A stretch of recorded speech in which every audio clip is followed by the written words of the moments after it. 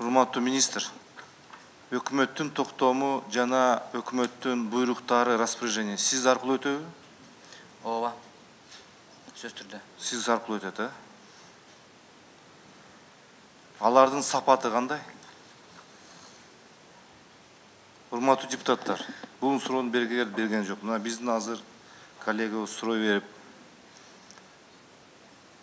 эми жор кеңешке келгенде, урматтуу министр, сиз өкмөттүн мындай айтканда, жөнөкөй сөз менен айтканда юристсиз. Ар бир мамлекетте кайсы бир мыйзам болбосун, ушунун баарын билиш керексиз. Комитеттин корутундусуна шылтабай, өзүңүз так кайсы мыйзам болбосун так жооп беришке келиңиз. Чындыгын айтканда, сиз бул мыйзамга даяр эмес экенсиз.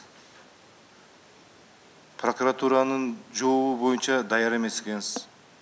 Комитет корутун окудум деп айттыңыз, мындай үстүртөн окуп койдуңуз. Андагы мындай жакшы окубай даяр эмес экенсиз. Эми уят да. Сиз министрсиз. Ошо министрдин наамын уят кылбаңыз да сиз. Сизге ишенип, жаштар деп келсин деп сизди койду. Эми капа болбоңуз, мен сизге мындай насаат айтканыма. Бирок бул жерде депутаттар азыр нааразы болуп атат. Ошондуктан урматтуу коллегалар, же министр жакшылап даярданып келсин. Бул мыйзам долбоорун же артка кайтарайлык. Башкача даярданып келсин. Башкача барып мыйзамдарды окуп келсин. Даяр болуп келсин. Азыр мына биздин урматтуу коллегабыз мурда сот система иштеген, ал түшүнөт экен бар жокта.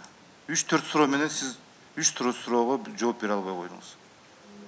Мыктыбек Юсупович башка министрге сурап атат, Ысык Көл областында канча склад бар деп десе, ал дагы жооп бере албай атат.